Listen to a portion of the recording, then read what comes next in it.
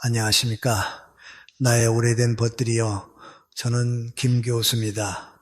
어느덧 세상의 바람과 햇살을 맞으며 살아온 지 100년이 넘었습니다. 100살이라는 나이, 어찌 보면 그저 숫자에 불과할지 모르나 이 긴 시간의 강을 건너오며 제가 뼈저리게 깨달은 것이 하나 있습니다. 우리네 인생은 마치 긴 기차 여행과도 같습니다. 젊은 날에는 수많은 승객을 태우고 시끌벅적한 역들을 지나왔지만 70이라는 나이는 이제 기차가 종착역인 황혼을 향해 서서히 속도를 줄이며 들어서는 시간입니다. 지난 한 세기를 되돌아보니 우리는 참 많은 착각 속에 살았습니다. 인생의 가장 큰 후회는 돈을 많이 벌지 못한 것이 아니었습니다. 가장 큰 실수는 내 기차칸에 너무 많은 사람을 태우려 애썼다는 것입니다. 정작 나의 영혼을 알아주는 진정한 지기지는 없는데 그저 빈자리가 두려워 억지로 채워넣은 인연들이 얼마나 많았습니까? 황혼이 내려앉는 이 시기, 북적이는 사람들의 소음은 결코 복부이 아닙니다.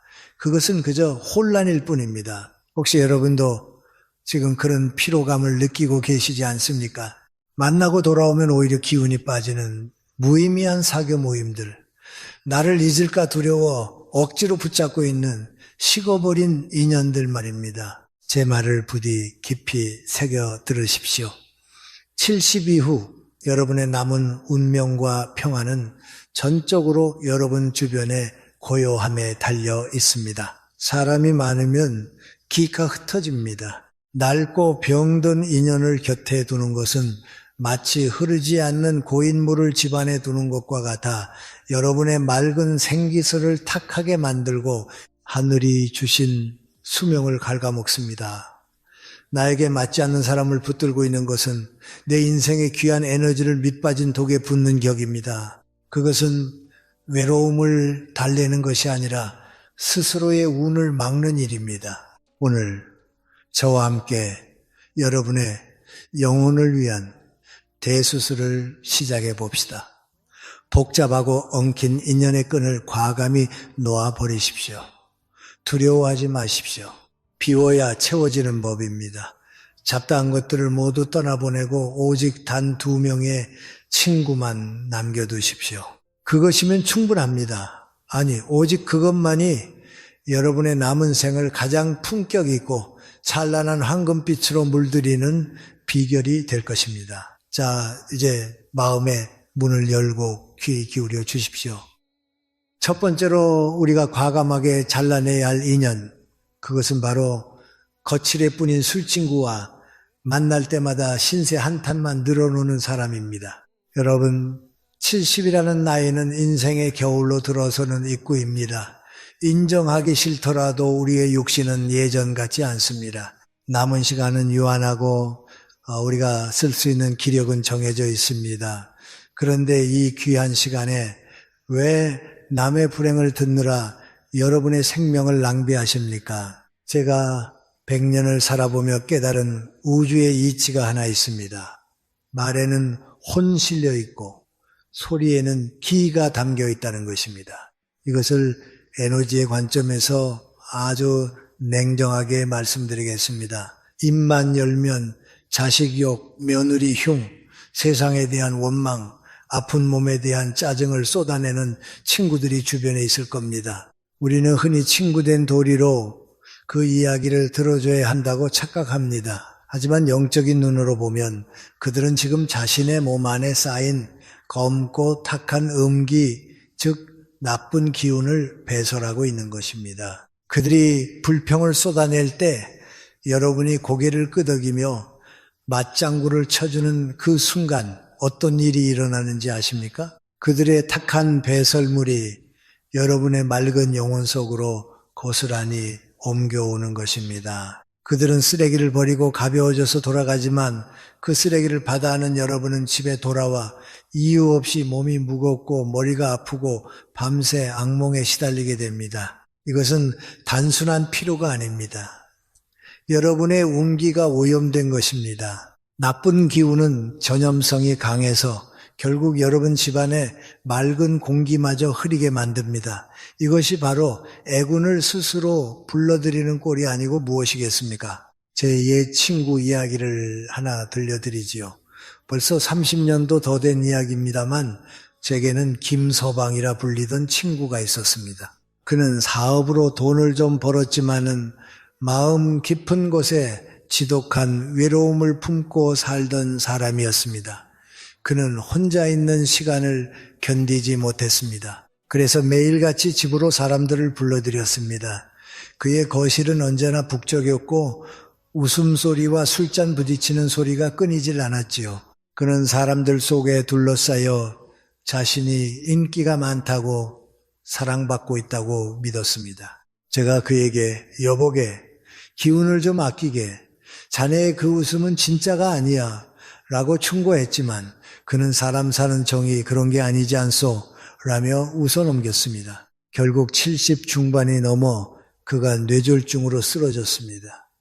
병상에 눕자마자 그 많던 친구들은 썰물처럼 빠져나갔습니다. 술과 유흥으로 맺어진 인연은 이익이 사라지면 안개처럼 흩어지는 법입니다. 제가 병문안을 갔을 때 그 넓고 화려했던 집은 마치 무덤처럼 차갑고 고요했습니다. 앙상하게 마른 친구가 제 손을 잡고 눈물을 흘리며 말하더군요. 교수님, 내가 헛살았습니다. 내 뼈와 살을 깎아서 남들 좋은 일만 시켰구려. 정작 내 몸 하나 돌볼 기운을 남겨두지 않았습니다. 그는 평생 남들의 감정 쓰레기통 노릇을 하느라 정작 자신의 생명력을 지키는 호신력을 기운을 다 써버린 것입니다. 그는 그의 겨울 쓸쓸히 눈을 감았습니다. 이 이야기를 듣는 여러분은 어떠십니까? 혹시 여러분의 전화번호부에도 삭제하지 못한 채 의무감으로 남겨둔 이름들이 있지 않습니까? 기억하십시오. 노년의 에너지는 양동이의 물과 같습니다.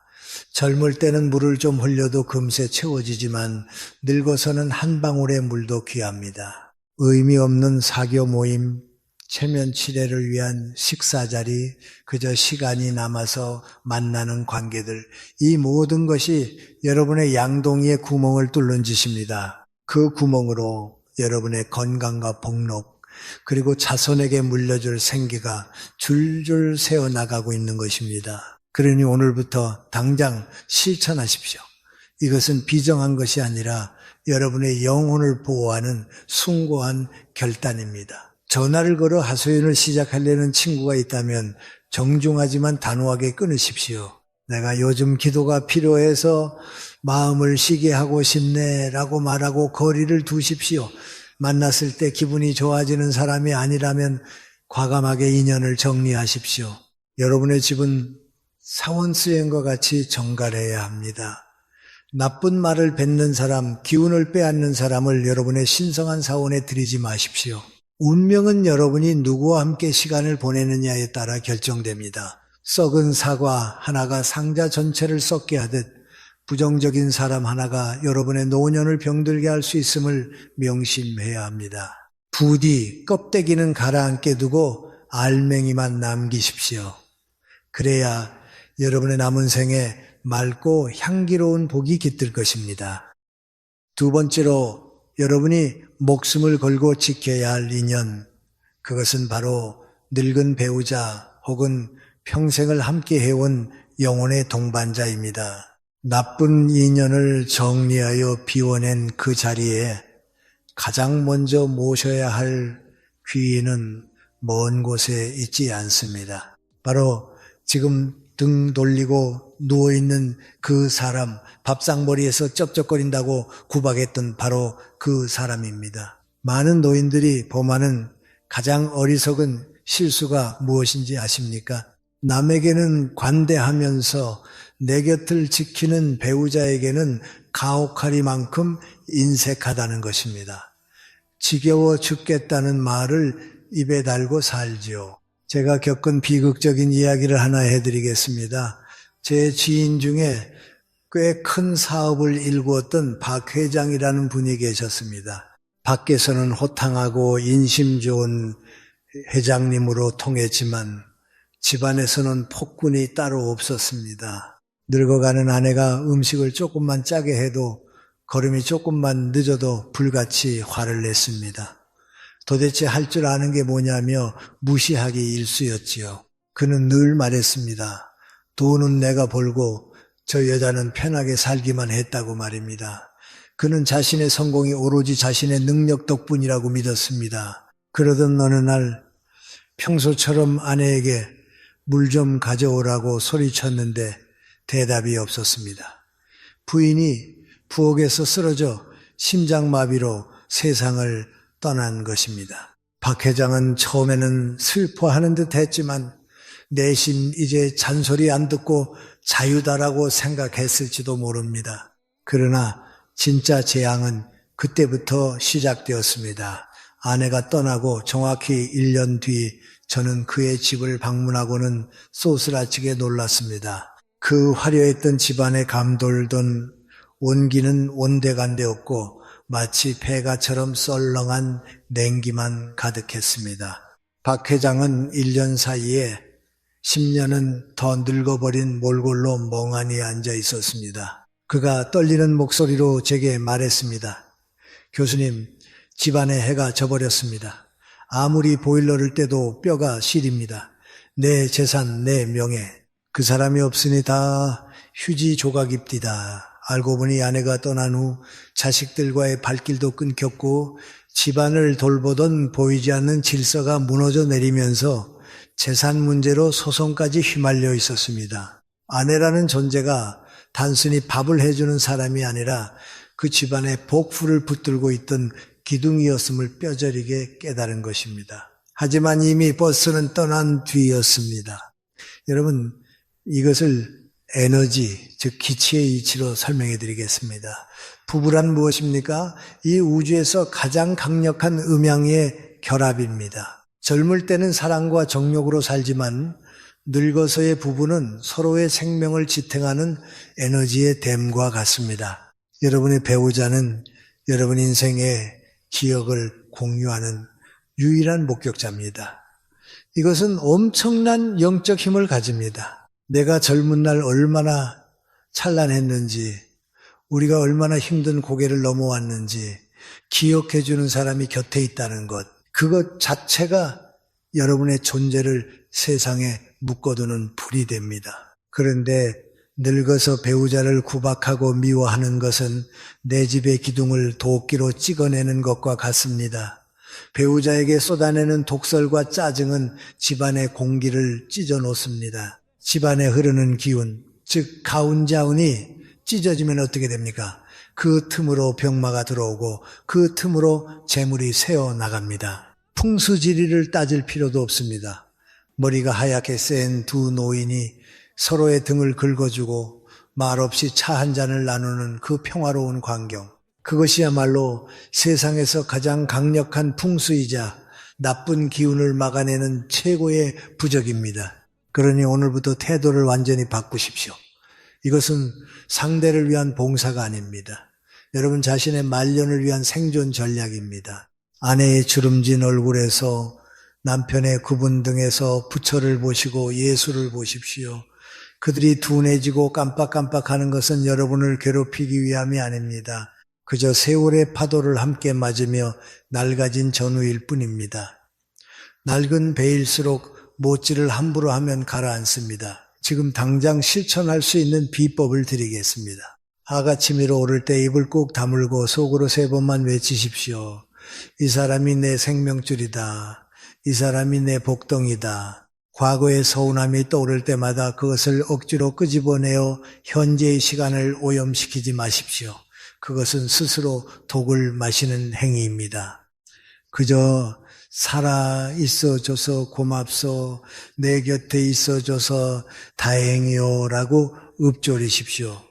말이 곧 시가 됩니다. 여러분이 배우자를 귀하게 여기는 순간 그 집안에는 황금보다 더 귀한 화목의 기운이 감돌게 될 것입니다. 그 기운이 여러분을 고독사로부터, 우울증으로부터, 그리고 늘막의 비참함으로부터 지켜줄 유일한 방패임을 명심하십시오.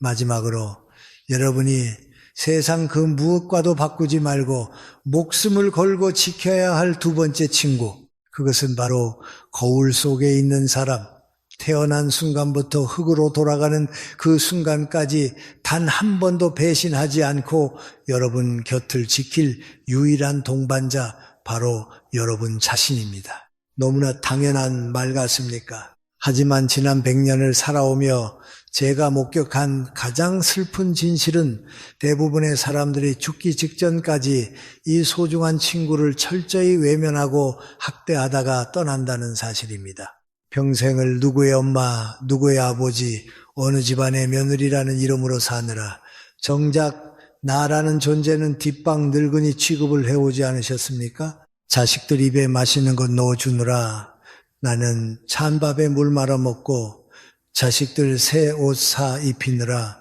나는 다 늘어난 속옷을 끼워 입으며 그것을 희생이자 사랑이라고 믿으셨을 겁니다. 제 고향 친구였던 최 여사의 이야기를 들려드리겠습니다. 그녀는 동네에서 보살로 통했습니다.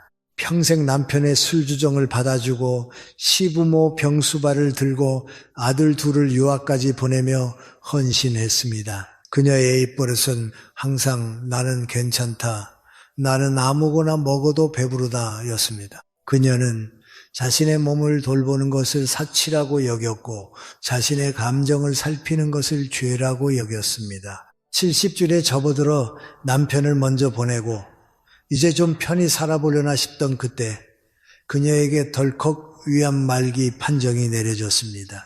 평생을 바쳐 키운 아들들은 어땠을까요? 병원비 문제로 서로 다투기 시작했고 어머니는 왜 건강관리도 안 해서 우리에게 짐을 지우시냐며 짜증을 냈습니다. 병실에 누워 앙상하게 마른 최 여사가 죽기 며칠 전 제 손을 잡고 피를 토하듯 말했습니다. 교수님, 나는 자식들이 나를 버린 게 슬픈 게 아닙니다.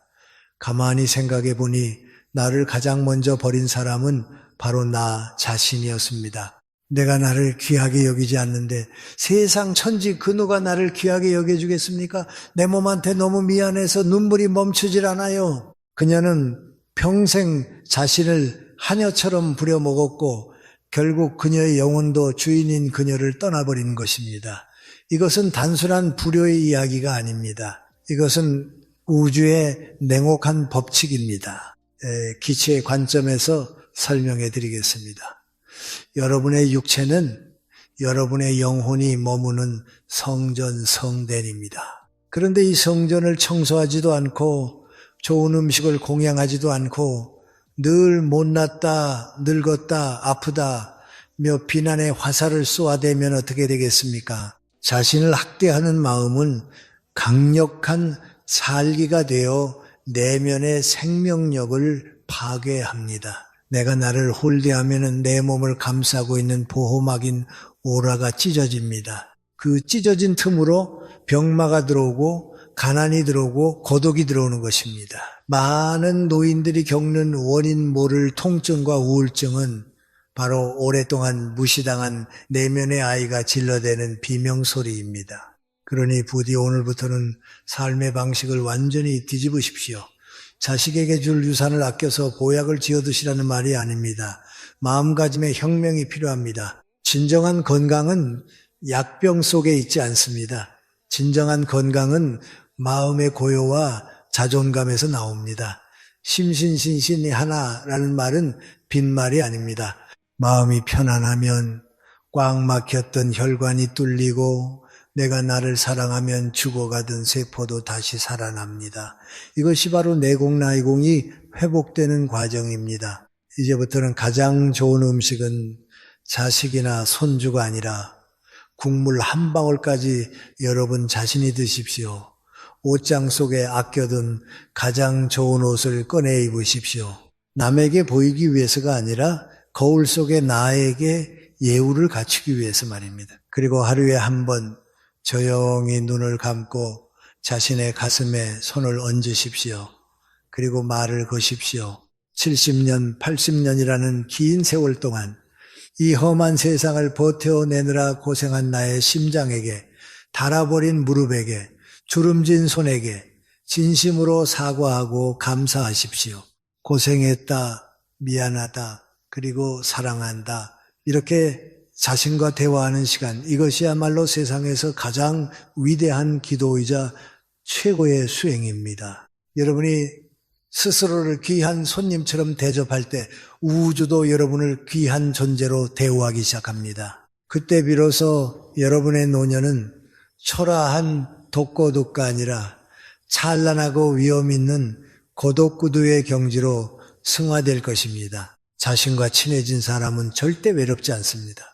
그 충만한 내면의 힘이 여러분을 마지막 순간까지 평안하게 지켜줄 것입니다. 이것이 제가 100년을 살아보고 얻은 가장 큰 깨달음입니다. 자, 이제 우리는 마음의 방향을 완전히 돌려야 합니다. 지금까지 우리가 움켜쥐려 했던 그 모든 안간힘을 내려놓고 진정한 평안으로 들어가는 문을 열어야 할 때입니다.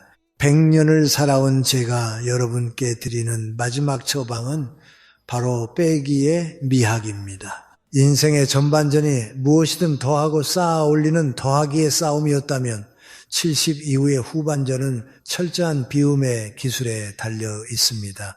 많은 분들이 불안해합니다. 교수님, 다 버리고 나면은 무엇이 남습니까? 너무 허전하지 않겠습니까? 라고 묻습니다. 하지만 기억하십시오. 그릇은 비어 있어야 무언가를 담을 수 있습니다. 꽉 차 있는 컵에는 아무리 귀한 차를 부어도 넘쳐 흐를 뿐입니다. 여러분의 삶도 마찬가지입니다. 불필요한 인연, 캐캐묵은 물건, 부질없는 욕심으로 가득 차 있으면 정작 노년에 필요한 맑은 생기와 복록이 들어올 자리가 없습니다. 지금 당장 전화기를 켜십시오. 그리고 지난 1년 동안 한 번도 목소리를 섞지 않은 이름들, 그저 체면 때문에 남겨둔 이름들을 과감하게 지우십시오. 아까워하지 마십시오.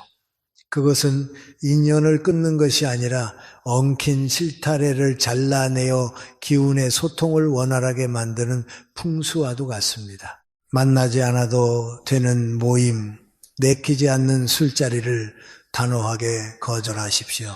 아니요 라고 말하는 것은 무례한 것이 아니라 나의 남은 시간을 보호하는 가장 품위 있는 방패입니다. 관계의 가지치기를 할수록 여러분의 영혼이 숨 쉴 수 있는 여백은 넓어집니다. 그 텅 빈 공간이야말로 하늘의 복이 내려앉는 뜰이 될 것입니다. 그리고 가장 중요한 것, 바로 고독을 바라보는 눈을 바꾸셔야 합니다. 많은 노인들이 외로움이라는 감옥에 갇혀 스스로를 괴롭힙니다. 하지만 제가 분명히 말씀드리건대 외로움과 고독은 하늘과 땅 차이입니다. 외로움이란 무엇입니까? 남이 나를 찾아주지 않아 비참해하는 마음입니다. 타인의 관심에 목말라 하는, 마치 구걸하는 거지와 같은 마음 상태입니다. 그러나 고독은 다릅니다. 고독은 타인이 없어도 스스로 충만한 상태, 홀로 있는 시간을 즐길 줄 아는 제왕의 마음입니다. 이것을 저는 고독한 황홀경이라 부릅니다. 70이 넘으면 우리는 누구나 혼자가 됩니다. 이것은 형벌이 아니라 신이 주신 선물입니다. 젊은 날의 소란스러움이 사라진 뒤에야 비로소 들리는 소리들이 있습니다. 아침에 일어나 홀로 차를 우리는 시간을 처량하다 여기지 마십시오. 찻잔에서 피어오르는 김을 바라보며 창밖에 구름이 흘러가는 것을 지켜보는 그 순간 여러분은 혼자가 아닙니다. 여러분은 지금 거대한 대자연과 마주 앉아 대화를 나누고 있는 것입니다. 바람소리, 새소리, 햇살의 따스함, 이 모든 우주의 전기가 오로지 여러분 한 사람을 위해 존재하는 순간입니다. 이것이 바로 옛 선인들이 말한 무라일체 무어이티, 나와 세상이 하나가 되는 경지입니다. 남들의 시선, 남들의 말, 남들의 평가, 이 시끄러운 껍데기들을 다 벗어버리고 오직 나의 숨소리에만 귀 기울이는 그 고요함. 그 속에서 여러분은 비로소 진정한 자유를 맛보게 될 것입니다. 그러니 부디 사람이 없음을 한탄하지 마십시오. 번잡한 인간 세상을 떠나 스스로의 내면의 고요한 남자를 짓고 그 속에서 왕처럼 군림하십시오. 비우고 홀로 서십시오. 그때 여러분의 노년은 그 어떤 보석보다 찬란하게 빛날 것입니다. 자, 이제 우리의 긴 대화를 마무리할 시간입니다. 사랑하는 벗들이여 60, 70 혹은 그 이상의 나이는 결코 인생이 저물어가는 슬픈 결말이 아닙니다. 오히려 남의 눈치를 보느라 입고 있던 거추장스러운 옷들을 하나씩 벗어던지고 가장 나다운 모습으로 돌아갈 수 있는 황금 같은 시기입니다. 기억하십시오.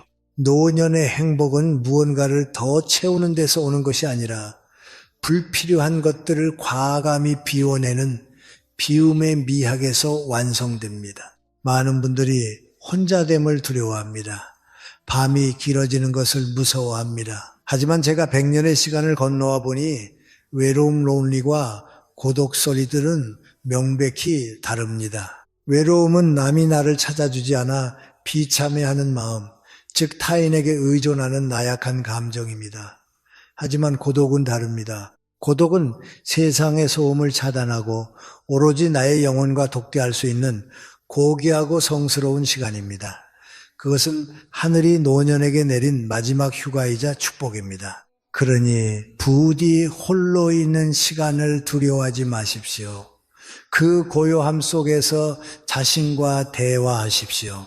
남들의 목소리가 사라진 그 자리에 비로소 내면의 지혜가 차오를 것입니다. 그 고독한 황홀경을 즐길 줄 아는 사람이야말로 진정한 어른입니다. 그리고 한 가지 더, 부디 스스로를 귀한 손님처럼 대접하십시오. 집에 혼자 있다고 아무도 보는 사람이 없다고 대충 끼니를 때우지 마십시오. 혼자 드시는 밥이라 하여 찌그러진 냄비 째로 드시거나 짝이 맞지 않는 그릇에 담지 마십시오. 찬장에서 가장 아껴두었던 예쁜 그릇을 꺼내 정갈하게 담아 드십시오.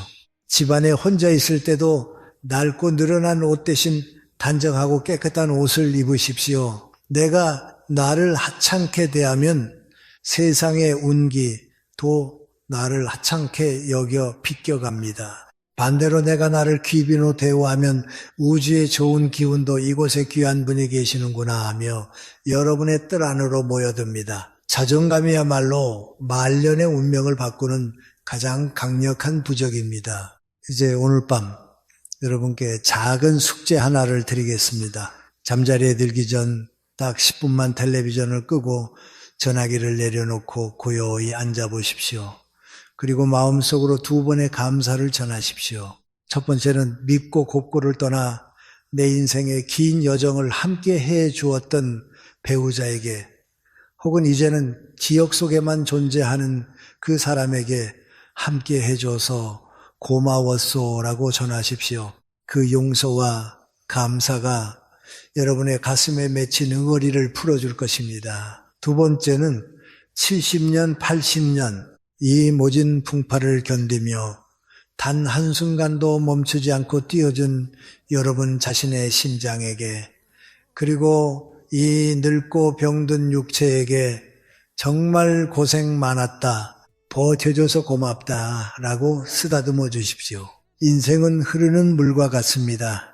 거센 계곡을 지나온 물일수록 하류에 닿으면 더욱 깊고 넓고 고요하게 흐르는 법입니다. 여러분의 남은 생이 그 잔잔한 강물처럼 평화롭기를 세상의 짐을 모두 내려놓고 오직 나 자신과 나의 반쪽 이 두 벗과 함께 가장 아름다운 석양을 맞이하기를 간절히 소망합니다. 부디 오늘 밤은 지나간 일에 대한 후회도 오지 않은 내일에 대한 불안도 모두 내려놓으십시오.